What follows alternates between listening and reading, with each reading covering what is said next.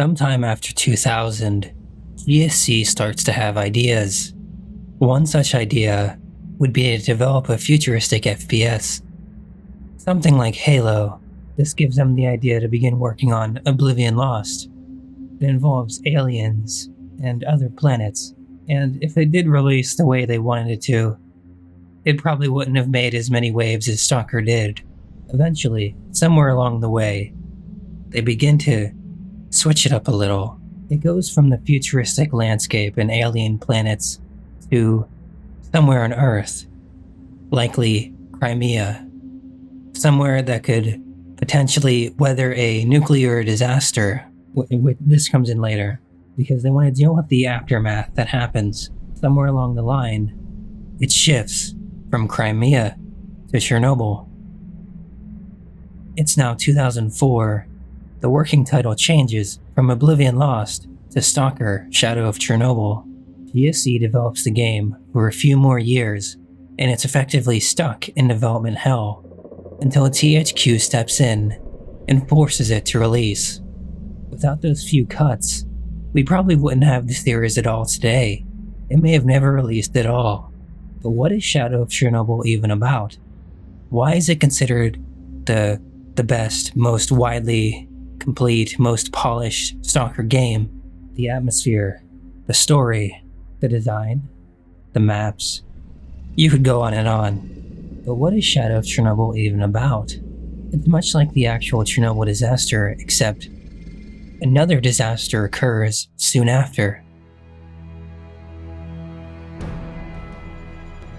At 0123, on April 26, 1986, the reactor of Power Block 4 of Chernobyl NPP is destroyed following a series of thermal explosions. The resulting radioactive cloud moves across the European part of the USSR, Eastern Europe, and Scandinavia, eventually reaching America. The consequences of the disaster are so serious that the government is forced to begin evacuating the residents of nearby towns and villages. A 30-kilometer exclusion zone is created to stop residents from returning to the contaminated area. Despite the disaster, the Chernobyl NPP continues to operate. The existence of a power station, as well as the fact that the area is no longer inhabited, leads the Council of Ministers of the USSR to set up a network of secret laboratories in the exclusion zone. June 11, 2006. The exclusion zone lights up with a flash of blinding light as clouds can be seen evaporating in the sky. After a moment of complete silence, a peal of thunder shakes the ground. Most of the government forces guarding the perimeter are killed instantly. The game opens with lightning striking a vehicle, causing it to crash. The unnamed protagonist is a sole survivor and regains consciousness in the bunker of a local black marketer named Sidorovich. He is suffering from amnesia and has only two clues to his identity. The first is a tattoo of the acronym STALKER on his arm, and the second is a PDA with the sole entry Kill Strelok. Sidorovich nicknames the protagonist Marked One.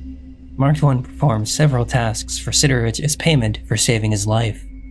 Through these missions and new contacts, the player discovers clues to Strelok's possible location. These bring the Marked One deeper into the zone and provide more details about Strelok and his companions. To progress further into the zone, the player must disable a psionic device known as the Miracle Machine. The machine emits frequencies which cause those within its range to lose their minds, becoming zombies. While disabling the device, the Marked One finds a clue that leads to Doc, a member of his team. A trap injures the player, who is then rescued by Doc. He tells Marked One about a monolithic artifact known as the Wish Granter, located at the center of the zone. This artifact is sought after by most of the zone's denizens and is guarded by a cult-like paramilitary group called Monolith. Doc also implies that the Marked One is in fact Strelok himself. Before departing, Marked One eventually identifies the CNPP, or Chernobyl Nuclear Power Plant, in Pripyat as the location of the Wish Granter. A more powerful version of the Miracle Machine, known as the Brain Scorcher, blocks the path to the city. Once the device is disabled, the player can freely travel around Pripyat and enter the CNPP itself. However, several militant factions in the zone, as well as the security service of Ukraine itself, take advantage of the event, and enter Pripyat as well and battle for control of the city. Mert 1 must fight his way through monolith cultists and Ukrainian soldiers to reach the power plant. Once inside the sarcophagus, the player discovers the Wish Granter and a secret laboratory beneath it. Inside the lab is a computer terminal, where an entity known as the Sea Consciousness resides. The Sea Consciousness eventually reveals that the player character is S.T.A.L.K.E.R. Hello, S.T.A.L.K.E.R. I see you have many questions for me. Well, ask them, and then we can decide what to do with you. And provides an overview of the history of the zone. After the Chernobyl disaster in 1986, the Soviet Union used the complete vacancy of the exclusion zone for unhindered psionic research purposes. This resulted in the development of various weaponized psychic devices. 7 scientists had their brains linked to a single neural network, creating a hive mind, the Sea Consciousness. Upon the dissolution of the Soviet Union 5 years later, the Sea Consciousness took control of the zone and continued the research. The hive mind attempted to create world peace through global mind control. This attempt failed and caused the anomalies and reality warping nature of the zone. To protect itself, the Sea Consciousness set up the Miracle Machine, Brain Scorcher, and Wish Granter. The Wish Granter brainwashes those who reach it, turning them into monolith cultists programmed to defend the CNPP against further incursions. The Sea Consciousness offers S.T.A.L.K.E.R the ability to link his consciousness to it and become part of the hive mind. The player can either accept this offer or attempt to stop the Sea Consciousness. If you reject the offer, the hive mind teleports him away. S.T.A.L.K.E.R becomes determined to reach the physical location of the Sea Consciousness and destroy it. After fighting his way through large numbers of monolith gunmen and mutants, he stumbles upon the original 7 Soviet scientists. In a state of suspended animation, he kills them, eliminating the Sea Consciousness. Afterwards, S.T.A.L.K.E.R rests on the ground outside the CNPP, unsure if he made the right choice, but relieved that his ordeal is finally over. I don't know whether I was right or wrong. I guess I'll never know. But I made it. And I guess I should be thankful for that.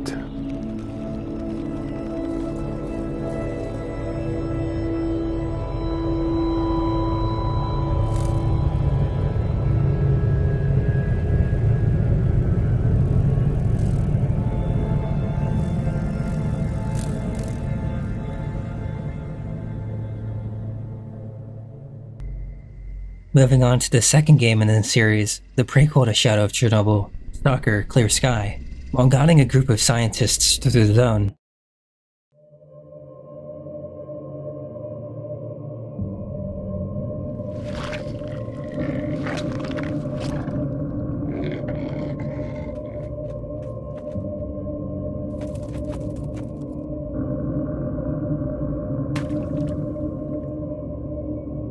In actual fact, we have nothing to worry about. According to our research, the next emission will not occur for at least 2 months, 4 days, and 7 hours. Its intensity will be 3 on the Bergman scale, which is 2.13.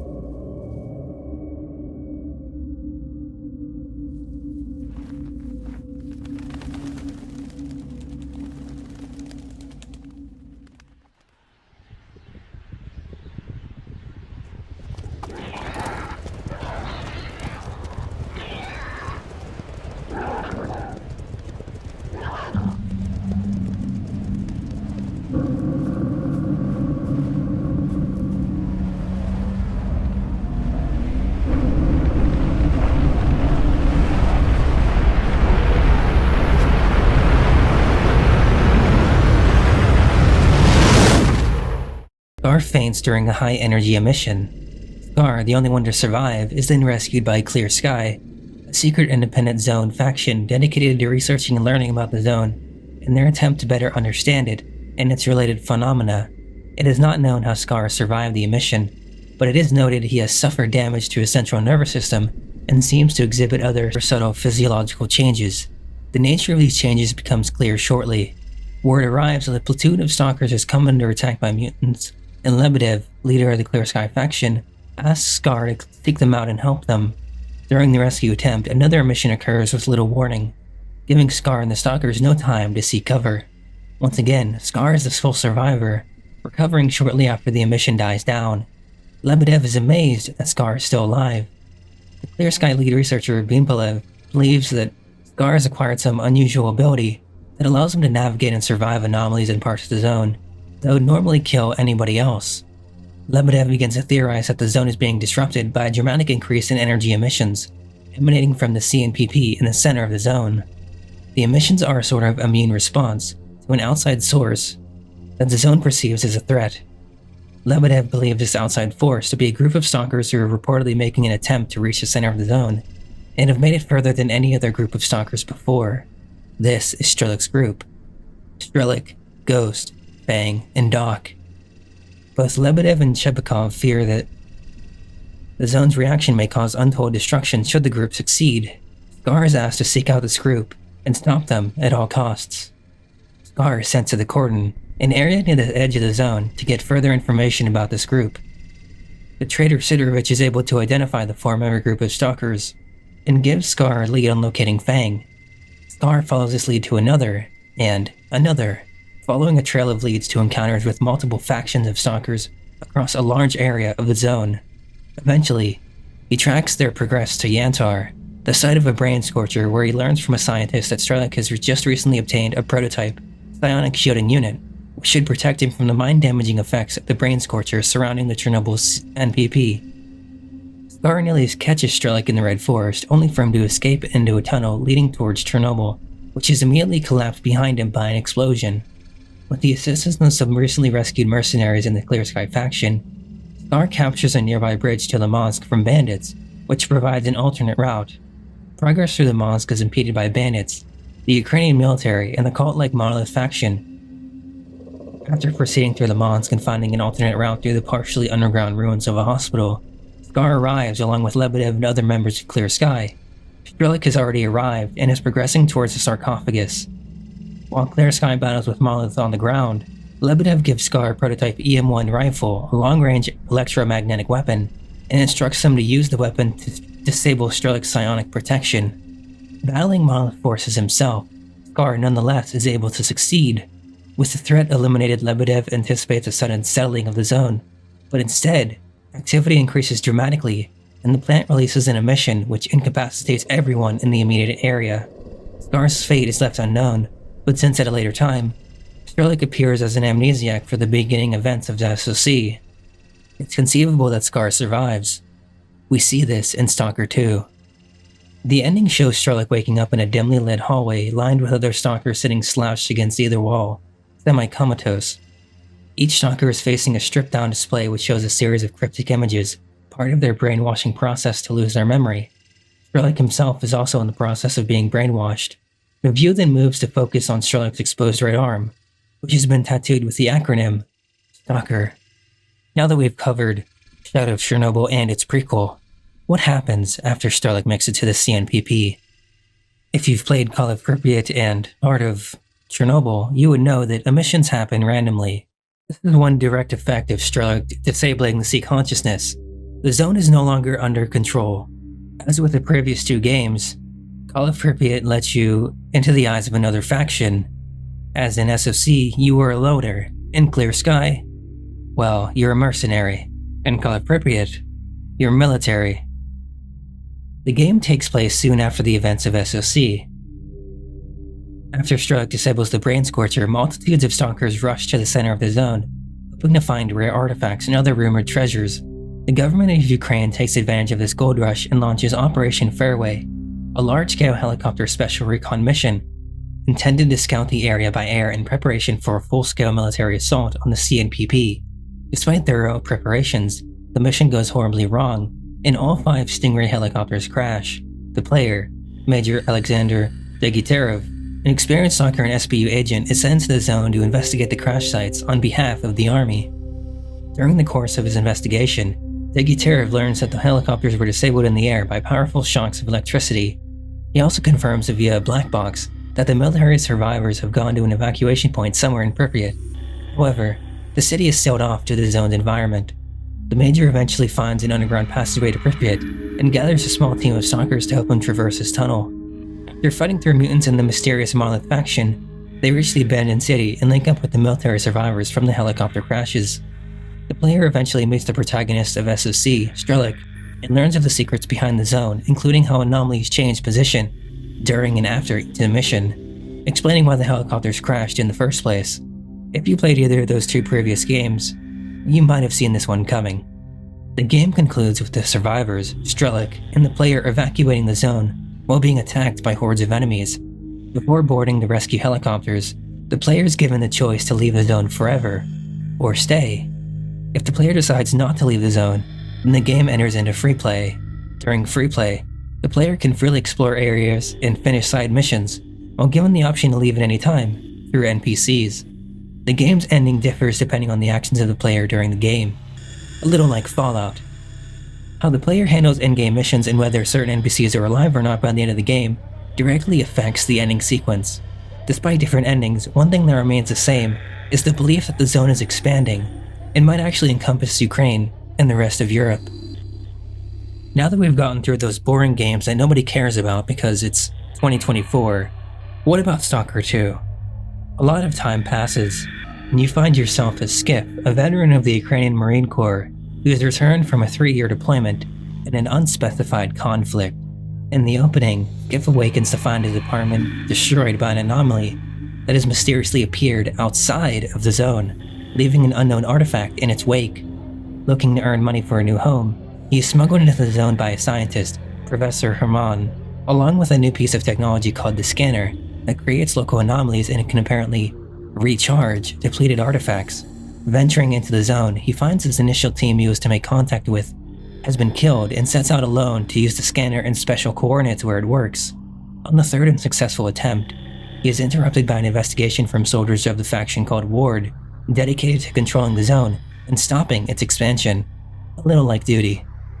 The soldiers themselves are killed by an unknown third party, who steals Skip's belongings and knock him unconscious. Skip awakens and sets out to recover the S.T.A.L.K.E.R and artifact, aided by a friendly loner named Rector. He finds himself on the trail of S.T.A.L.K.E.R, who sold him and the scientists the coordinates of where to place the S.T.A.L.K.E.R, collaborating with either the local stalkers or the Ward in the process. Following the trail, he is led to S.T.A.L.K.E.R, who leads an anarchistic faction called S.P.A.R.K. that opposes the Ward and believes the zone can be transformed into a utopian, shining zone, as well as the Noontide faction, consisting of the formerly brainwashed soldiers of the Monolith from previous games, who seek to make their own lives, having no memory of their pre-zone life or enslavement to the Monolith. They are divided between Strider, who aims to make the zone a safer place, and Faust, who still preaches the original mindset of the Monolith. Skip is led to S.T.A.L.K.E.R, a scientific base and benefactors of the Ward, who are now in control of the Wishgranner or Monolith itself, a powerful psychic anomaly that brainwashed the Monolith soldiers, which S.T.A.L.K.E.R aims to use to reshape the zone in their image. Regardless of whether Skip collaborates with or conspires against S.T.A.L.K.E.R, the Wishgranner is ultimately reactivated, and all members of Noontide return to their brainwashed state. Skip manages to reclaim his original scanner, in the process meeting Doc, who confesses to being a member of the scientists that formed the sea consciousness in the zone itself, having backed out of entering the pod to join the hive mind years ago. S.T.A.L.K.E.R himself has become a conservative fanatic of the zone, believing it needs to be protected and preserved from the rest of the world. Skip goes to war against the reformed Monolith, confronting Faust amongst the Duga radar. Faust displays powerful psychic abilities and seemingly shows Skip the world in subtle matter, a pure psychic form through which dead human beings still live as consciousness. Faust apparently accepts defeat and dies.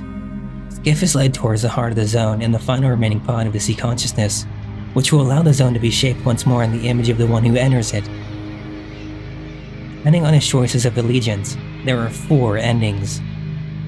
If Skip sides with the Ward, the loyal Colonel Urshanov enters the pod, and the zone ceases expansion with S.T.A.L.K.E.R gaining control of its energy and potential. Skip rejects their offer of a high-ranking military position and simply takes a replacement home, apathetic to the motivations and power of S.T.A.L.K.E.R. This is the only ending where Skip leaves the zone. Siding with S.P.A.R.K., the eccentric Scar enters the pod and Skip finds himself among grass and flowers and sunlight, sitting at a fire and reuniting with friends alive and dead, sharing in the joy of finding the utopian shining zone. But it is revealed that this is yet another psychic illusion, and the stalkers have simply become catatonic and entranced in an unchanged zone of reality, ignored by the mutants passing by. fighting with S.T.A.L.K.E.R. He enters the pod and takes control of the monolith, ordering them to stand down and letting Skiff leave the area peacefully. The zone's expansion seems to stop, but a barrier has been created preventing anyone from entering or leaving the zone, damning Skiff and all other stalkers to isolation and potential death. If Skiff follows the advice of Doc, Skiff enters the pod on his own, apparently free of corrupt motives. The zone is set free, an anomaly is spread across the entirety of the planet, the zone now encompassing Earth. Doc himself appears to transform into Faust, who walks away into the zone, having accomplished his mission. And there you have it. There may have been some more or less finer details that you might not be aware of, but this is a pretty good summary of all the games so far.